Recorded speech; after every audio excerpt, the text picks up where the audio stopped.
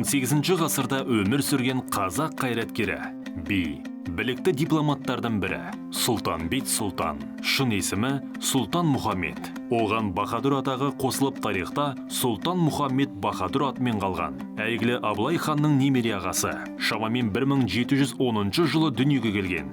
Бұл туралы саяхатшы Христофор Барданестің естеліктерінен білуге болады.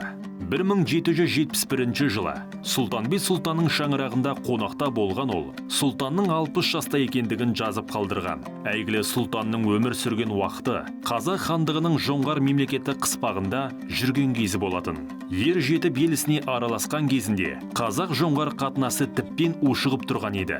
Осындай уақытта ол Ертіс өңіріндегі Қыпшақ ұлысының билеушісі болып тағайындалады. Билікке келген кезінде өзінің дара қабілетімен, әскери қолбасшылық қайратымен, жоңғар басқыншылығына қарсы іс-қимылдарда айрықша таныла білді. Қыпшақ ұлысына сұлтан болып тағайындалысымен ол Ресей империясымен дипломатиялық қарым-қатынасты жақсартуға кірісті. Бұдан бөлек, бос жатқан Іле өзені үшін Қытай-Қазақ арасындағы аумақтық келіспеушілікті шешу жолында ерекше мәмілегерлігі мен дипломатиялық тапқырлығын көрсетті. Бұл уақыттағы ірі оқиғалардың бірі Абылай ханның Қалдан Сереннің тұтқынына түсуі еді. Бұл қазақ халқы үшін үлкен жеңіліспен бірдей оқиға болды. Сол қысылтаяң шақта тиімді әрекет етіп, екі ел арасында оңтайлы келіссөздер жүруінде де Сұлтанбет Сұлтанның еңбегі орасан. Бұл туралы Орынбор генерал-губернаторы Неплюевпен келіссөз жүргізгендігі туралы ғалым Зиябек Қабылдинов былай жазады. 1742 жылы 22 тамызда Орск бекінісіне Орынбор комиссиясының басшысы Неплюевке Сұлтан Абылайды босатуға көмектесу үшін келген. Абылайды жоңғарлардың тұтқындауы және өзге де жағдайларға байланысты 28 тамызда Орск қаласында Ресей бодандығын қабыл алды. Ертіс өңіріне қайта оралып, өз ұлысының ішкі сыртқы жағдайларын жақсартуға кіріскен Сұлтанбет Сұлтан өзінің күш-жігерін толықтай қазақ хандығының мүддесін қорғауға арнады. Ең бірінші болып қазақтардың Ертіс бойындағы ежелгі жайылымдары мен қоныстарын қайтадан қалпына келтіруге тырысты. 1755 жылдың 6 наурызында патшайым Елизавета Петровнаның Ертістің оң жағалауына қазақтардың көшіп қонуын шектеу туралы жарлығы шығады.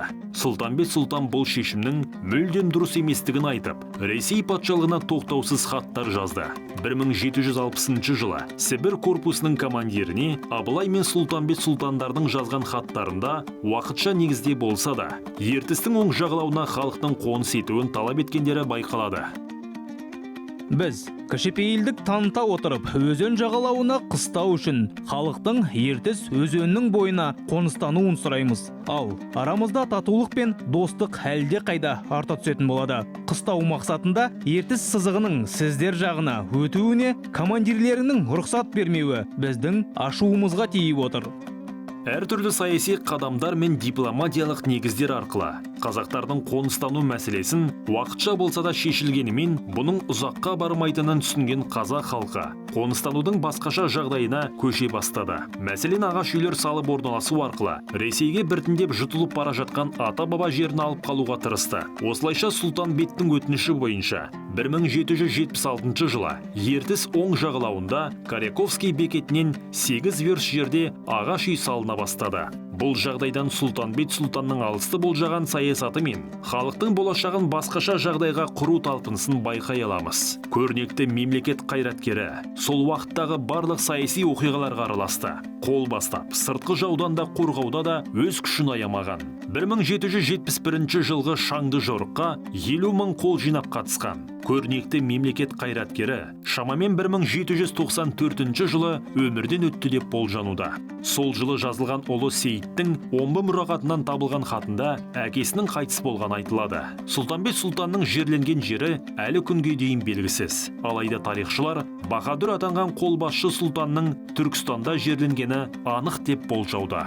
Бахадүр баба жайлы Зиябек Қабылдиновтың кітабы тарихтың көп тұсын айқындады, ал оны ұйымдастырған Жұмабек Хамзин еді.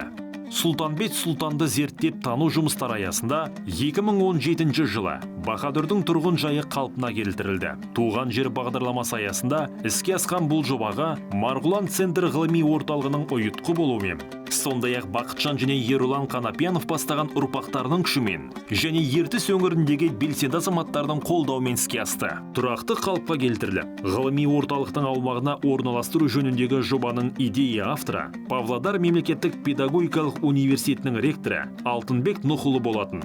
Үй-жайдың құрылыс жұмыстары 2 ай ішінде аяқталды. Ашылу салтанатына Олжас Сүлейменов, Асанәлі Әшімов, Шота Уәлиханов сияқты танымал тұлғалардың сәлемін арқалап, Сұлтанбет Сұлтан қоғамдық қорының директоры, жазушы, сценарист, ақын Бақытжан Қанапиянов Алматыдан арнайы келді.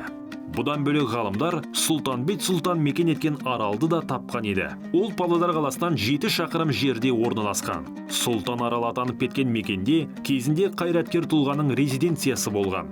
Қыстақтың өзін испан патшаларының ұрпағы Яков де Кастро салып берген. Бұған мұрағаттан табылған көне құжаттар дәлел бола алады. Жалпы Сұлтанбет Сұлтан туралы ғалымдар қолында 300-ге жуық материалдар бар. Оның бәрін саралап, ғылыми бірізділікке салу, көне славян тілінен қазақ тіліне аудару сияқты жұмыстар қажет. Елизавета патшайым мен 2-ші Екатеринамен жазысқан хаттары толықтай зерттеуді қажет етеді.